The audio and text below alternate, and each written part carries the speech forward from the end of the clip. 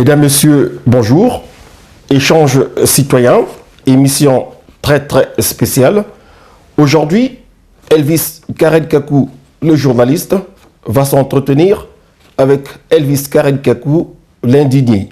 C'est la raison pour laquelle nous disons que c'est une émission très spéciale. Avec Elvis Karen Kakou, l'indigné, nous allons aborder, comme vous pouvez vous en douter, les sujets qui font l'actualité. Principalement, le dernier sujet en cours, à savoir l'arrestation de Paulin Makaya, le président de l'UPC, l'une des grandes figures de l'opposition congolaise. Alors, monsieur Elvis Karen Kakou, l'indigné, comment vous sentez-vous aujourd'hui après avoir appris tout ce qui se passe actuellement en République du Congo? Oui, merci monsieur Elvis Karen Kakou, le journaliste, de l'occasion que vous nous donnez ce soir pour pouvoir nous exprimer dans votre émission intitulée Échange citoyen. Comme vous venez de le dire, l'actualité aujourd'hui est marquée par ce que vous avez appelé l'arrestation de monsieur Paulin Makaya, cet opposant président de l'UPC, Unis pour le Congo. Une arrestation qui s'est effectuée hier 23 novembre 2015 entre 9h et 12h. En fait, moi je dirais que ce n'est pas une arrestation.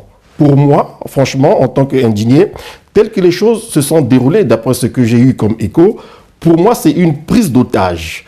Monsieur Paulin Makaya, selon moi, est fait l'objet d'une prise d'otage organisée par ce que j'appelle la soldatesque sassuiste. Parce qu'on ne peut pas comprendre qu'un monsieur qui est convoqué par le procureur de la République arrive dans les bureaux du procureur de la République et se fasse enlever par la police, la soldatesque sassuiste. Ça, c'est des choses inimaginables. On ne peut pas comprendre que dans un État qui se dit État de droit, que les choses se déroulent de la sorte. Franchement, moi je suis scandalisé. Je ne peux pas encourager ce genre d'acte. Je dis que monsieur Sassou, parce qu'en fait pour moi, il n'est plus président de la République depuis le 22 septembre 2015. Je dis que monsieur Sassou continue à se comporter en véritable hors-la-loi.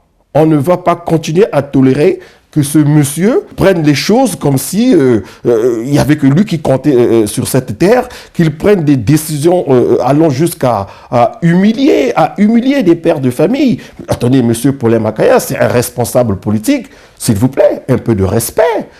Il faut que monsieur Sassou apprenne à respecter les autres. Parce que j'ai comme l'impression qu'il n'y a que lui qui compte. Les autres ne comptent pas. Il peut se permettre tout, les gens ne doivent rien dire. Il faut applaudir, il faut se mettre à genoux, embrasser ses pieds. Non, il faut que ça s'arrête, monsieur Elvis Karen Kakou, le journaliste. Moi, personnellement, en tant qu'indigné, j'ai du mal à supporter cette façon de faire de monsieur Sassou. J'ai du mal à la supporter. Voilà pourquoi je dis toujours que ne peut encourager Sassou dans sa bêtise qu'un tribaliste, qu'un voleur, qu'un corrompu. Une personne normalement constituée, une personne honnête, une personne qui respecte les 10 commandements de Dieu ne peut pas soutenir Sassou Nguesso. C'est pas possible. C'est pas possible.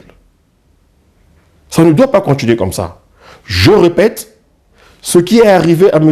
Paulin Makaya, ce n'est pas une arrestation, c'est une prise d'otage.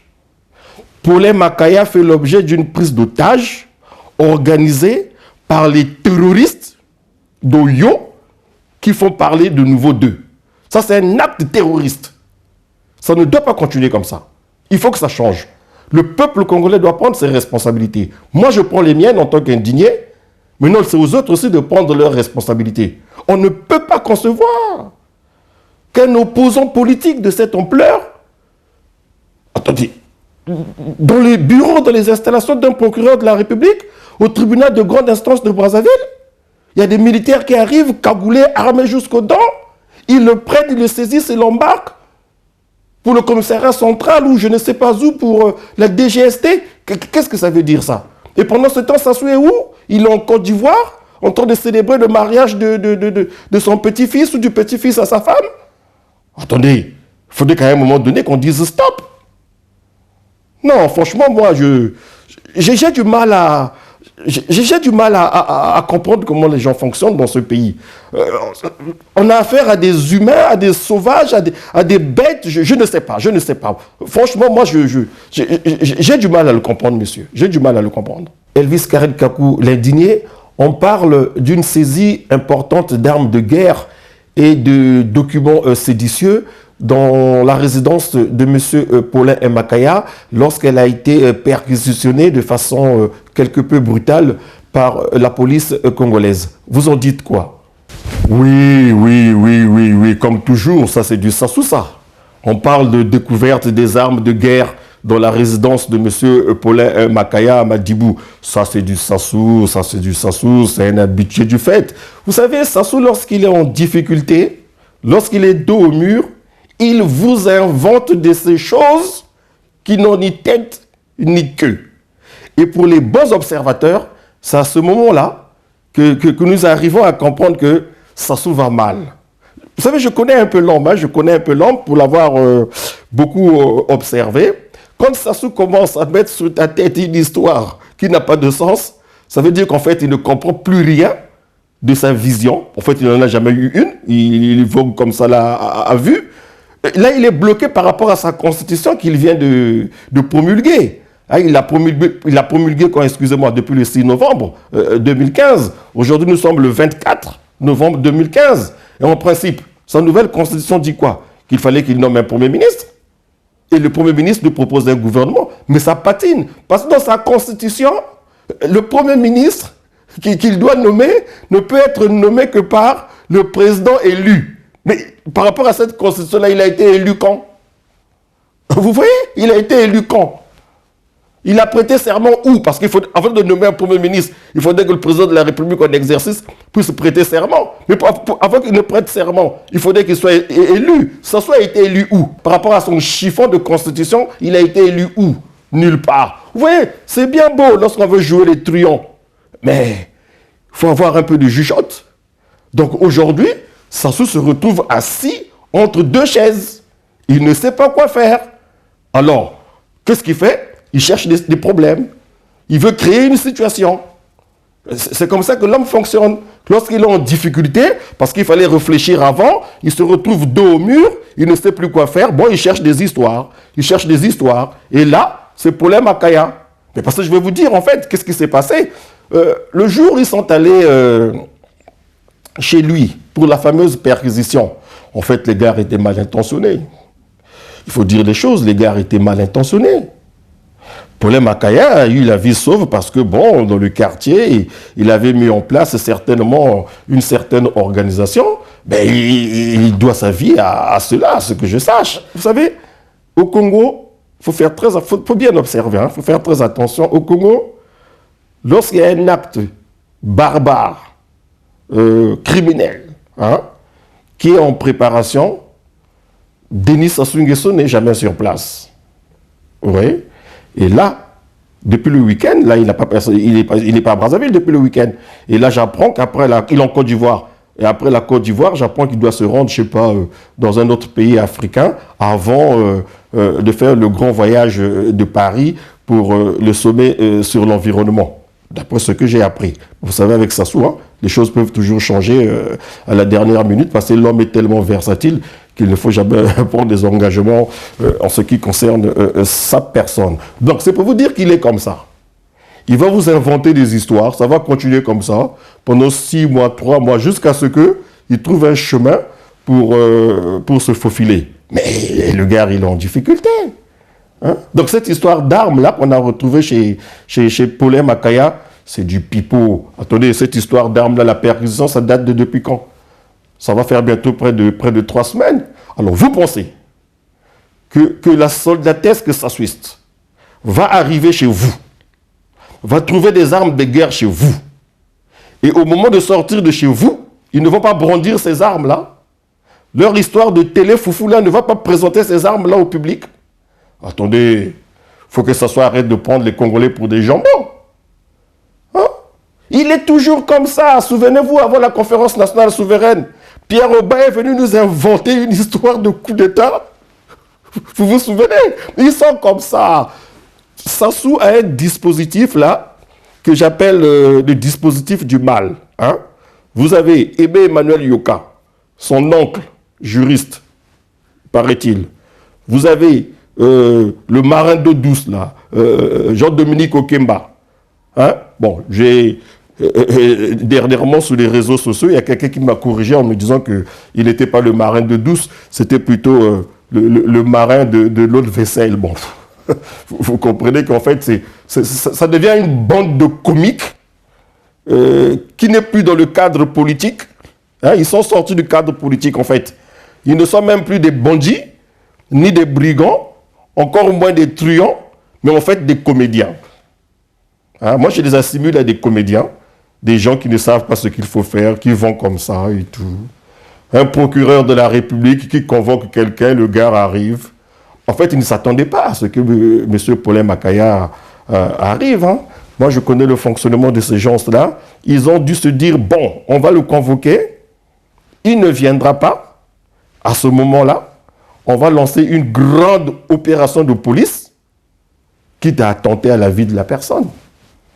Ça, je vous le dis. Hein? Et ça aurait créé une situation de crise. Et après, ben, Sassou aurait mis son rouleau compresseur en marche. Ça, je vous dis, moi, c'est comme ça que je perçois la chose. Vous voyez, quand vous observez Sassou, aujourd'hui, je vais bientôt avoir 50 ans. En 1977, lorsque Mariam Gouabi a été assassiné, je devais avoir 11 ans. Oui, 11 ans, je crois. C'est le même fonctionnement. Hein? Il vous boutique des choses, il vous embrouille, il vous endort, et après, paf, il frappe. Mais ça ne va pas continuer comme ça. Et vous voulez que moi, en tant qu'indigné, je puisse encourager ça? C'est pas possible. Paulin Makaya les a surpris. Lorsque Paulin Makaya décide de se rendre à cette convocation, ben ils sont perdus. Ils sont perturbés. Ils ne savent plus sur quel pied danser.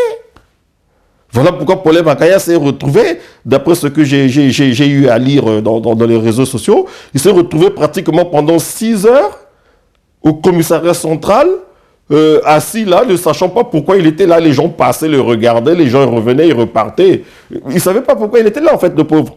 C'est, je crois, un peu plus tard qu'on est venu lui signifier ce qu'on lui reprochait, ou je ne sais pas quoi. Et moi, c'est sur RFI que j'ai appris qu'il y avait une histoire d'armes et tout, et tout, et tout. Non, mais ça, c'est du pipeau. Il faudrait qu'on arrête. Soyons un peu sérieux, s'il vous plaît. Soyons un peu civilisés. Hein, Denis Sassou Nguesso, je crois savoir que hier, tu as fêté tes 72 ans. Alors, à 72 ans, à 72 ans, hein, à bientôt 3/4 de siècle, on continue à se comporter de la sorte. Qu'est-ce que vous allez laisser à vos petits-enfants, hein, à vos petits-enfants, à vos petits-fils? Qu'est-ce que vous allez leur laisser? Quel modèle de pépé, de papy, de grand-père, hein? Mais franchement, écoutez, gênez-vous un peu. Moi, j'ai honte à la place de vos enfants que je connais très bien. Hein. Franchement, moi, j'ai très honte. Vous savez, je suis parfois mal à l'aise de pouvoir m'exprimer là comme je le fais pour aborder votre cas. Parfois, ça me met mal à l'aise parce que je vous connais très bien. Vous êtes un tonton pour moi. Hein? Mais si vous voyez qu'on en arrive là, c'est parce qu'il y a comme un sentiment de ras-le-bol. Vous nous fatiguez. Hein? Prenez votre retraite, allez vous asseoir, allez vous occuper de vos bœufs, de vos autruches, de votre ranch et tout. Reposez-vous. Libérez-nous le pays. Pourquoi? Hein? Quel plaisir vous avez à voir les autres souffrir, à faire souffrir les autres? Moi, je n'ai jamais compris. Franchement, je n'ai jamais compris. Hein? Depuis le temps que je vous observe, je n'ai jamais compris pourquoi vous avez ce petit côté-là. Je ne veux pas être méchant, mais vous avez un petit côté animal, bête sauvage. Je ne sais pas pourquoi. Hein?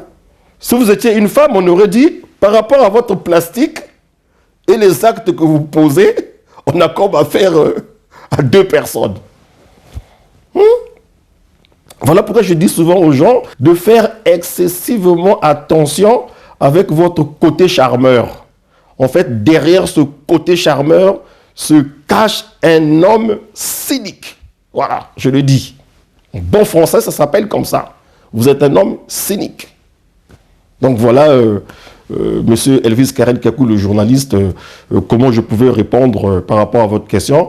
Excusez-moi si je me suis un peu étendu, c'est tout simplement parce que il y a comme un sentiment de ras-le-bol, quoi. C'est trop, il nous saoule, qu'il dégage, on n'en parle plus. Nous, on va reconstruire le pays, on va mettre en place un état de droit, on a envie de vivre comme les autres, correctement. Attendez, ça suffit là.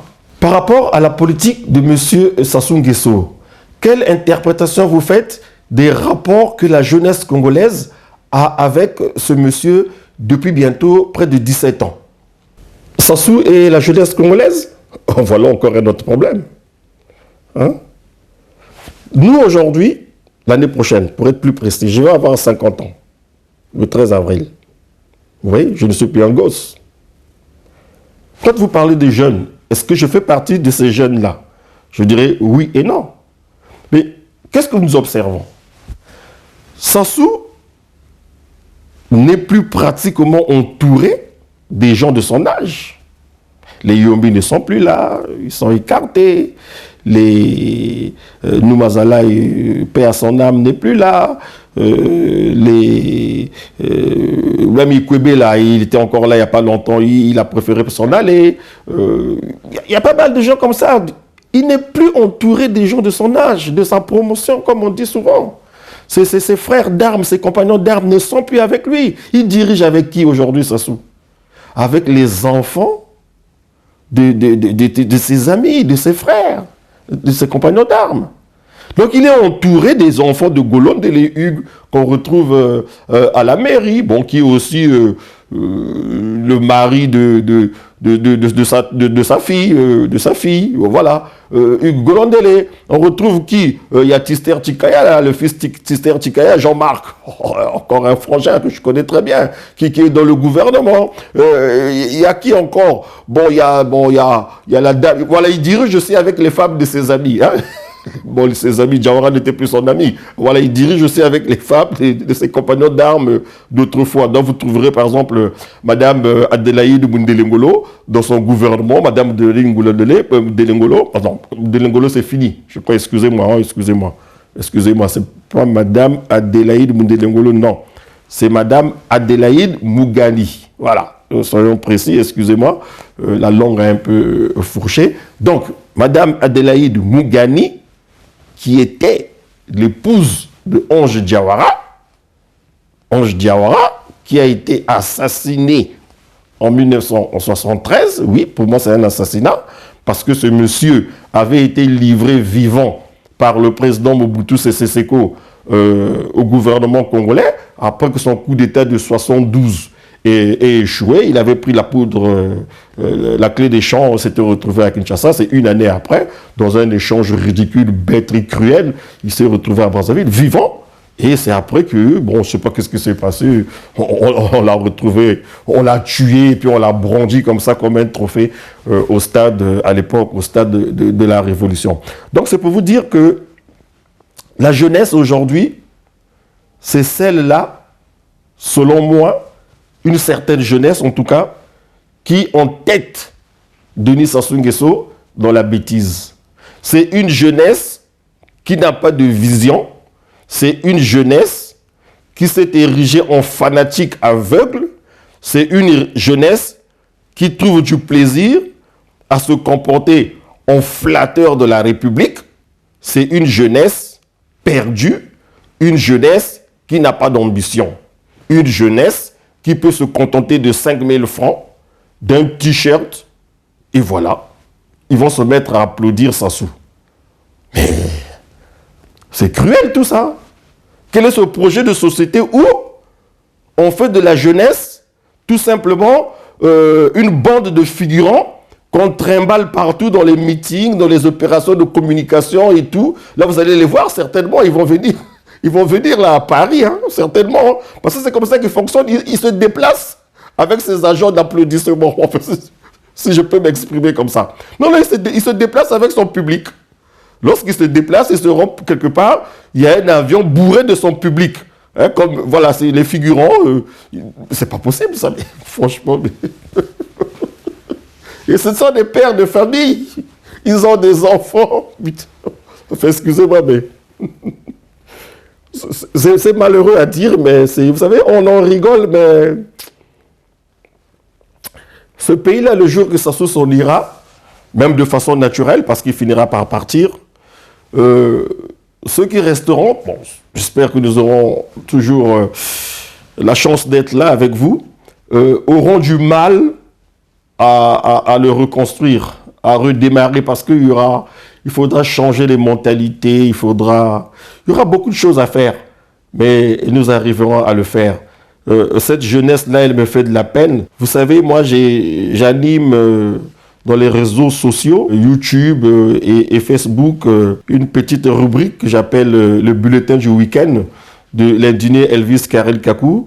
Donc, il y a des fois où, comme ça, je lance des appels de pied, j'essaie de faire un peu de pédagogie.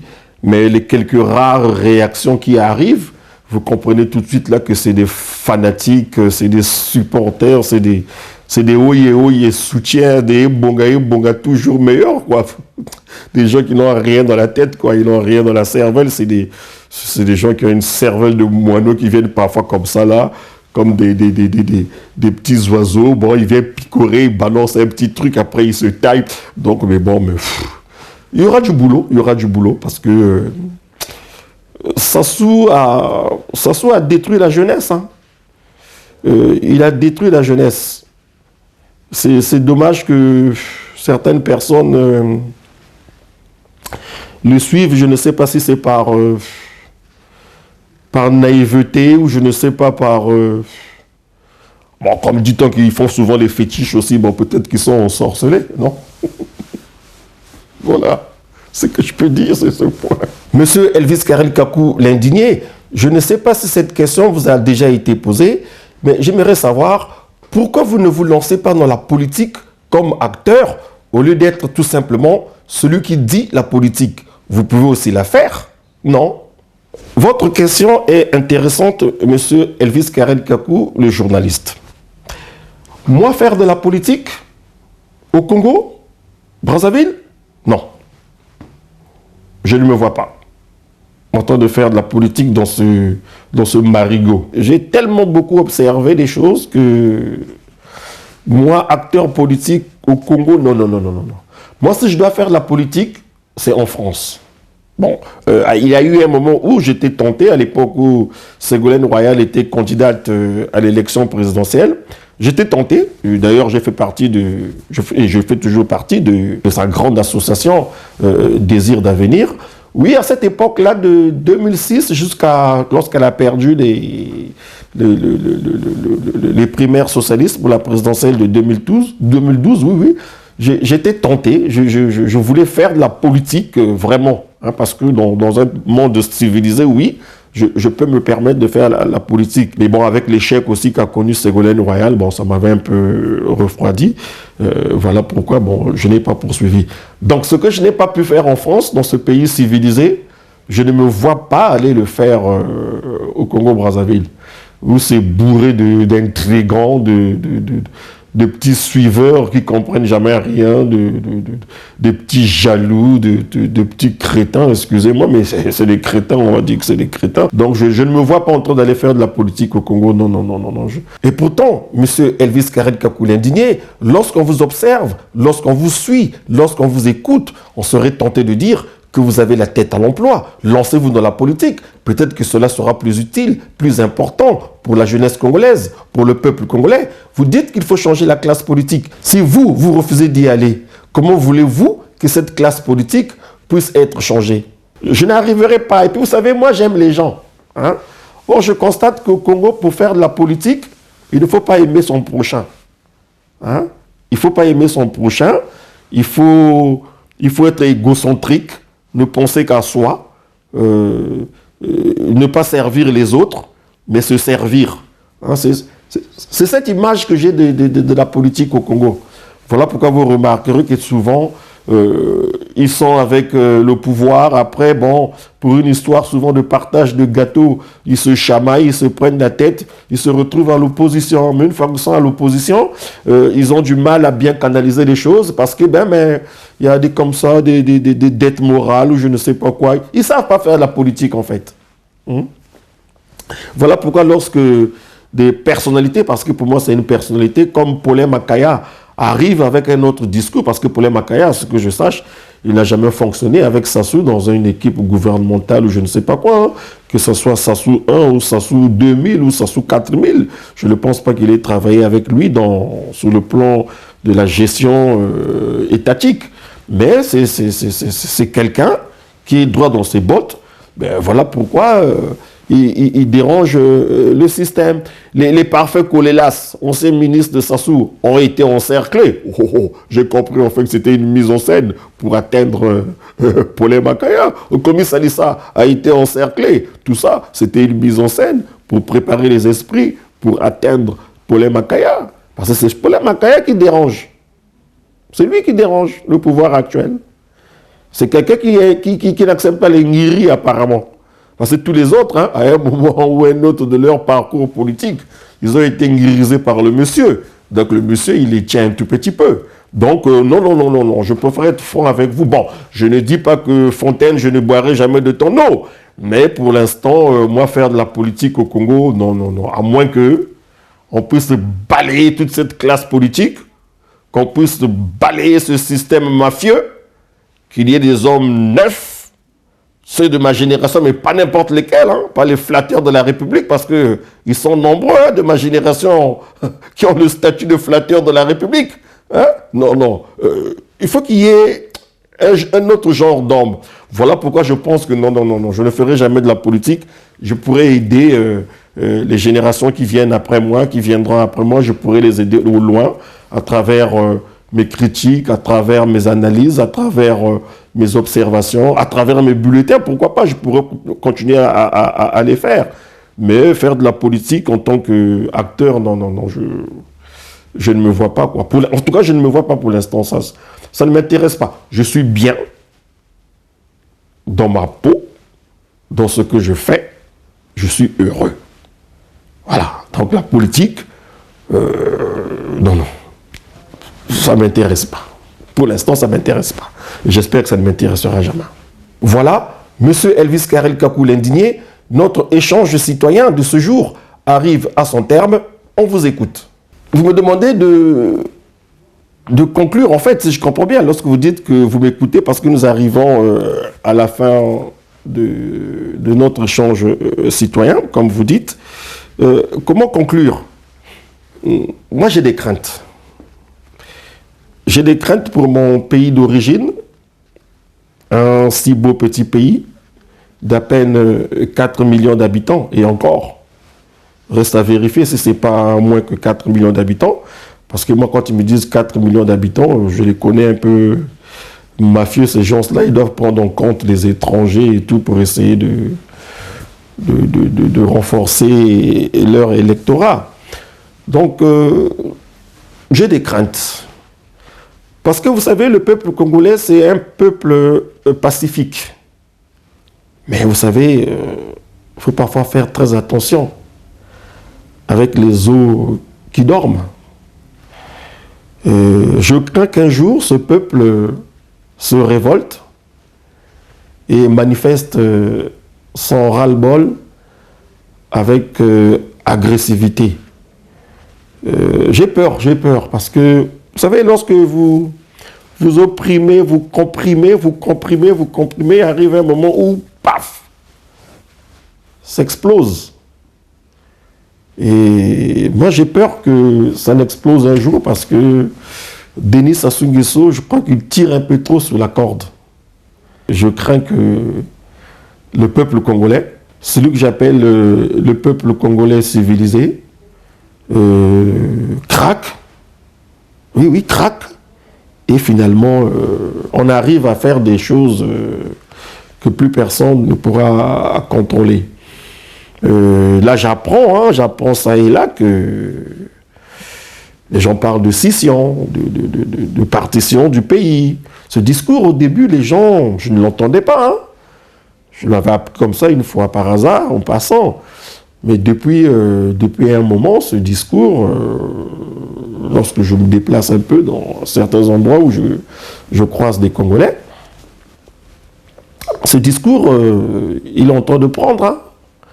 nombreux aujourd'hui vous parlent de scission sans gêne. Hein. Ils disent oui, si c'est comme ça, bon écoutez, comme Sassou, il ne veut rien comprendre, il ne veut pas respecter le jeu démocratique, il veut faire les choses à sa tête, il se prend pour un roi, pour le Jésus noir de la Lima. Bon écoutez, dans ce cas, autant diviser ce pays, et ils restent au nord, les autres vont au sud, ils vont créer leur République du Sud et tout. Bon, ce discours-là, il prend. Et des personnes comme nous, ça nous embête, ça nous dérange. Parce que moi, je vais vous dire, moi, je suis Mboshi, Mankwa et Larry. Bon, vous voyez un peu si ça arrivait? Hein?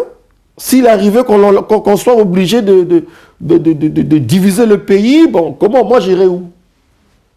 Hein? Moi, j'irais où? Hein? Mankwa, Mboshi, Larry. Bon, République du Sud, République du Nord. Bon, moi, je vais où? Vous voyez? Donc, il faut que Sassou, faut qu'il prenne de la hauteur, Sassou. Il faut qu'il gagne un peu en sagesse. Je ne sais pas pourquoi il ne veut pas grandir. Hein? Il faut qu'il soit mûr. Bon,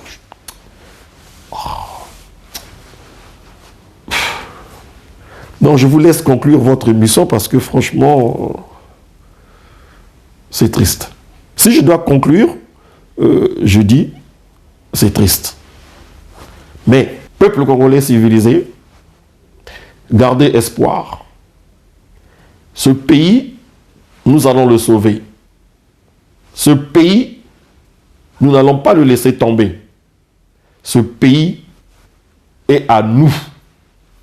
Ce pays est le nôtre. Toutes les personnes mal intentionnées, toutes les personnes qui pensent que le Congo est leur bien privé, finiront par mordre la poussière. Oui, peuple congolais civilisé. De toutes les façons, un seul mot d'ordre.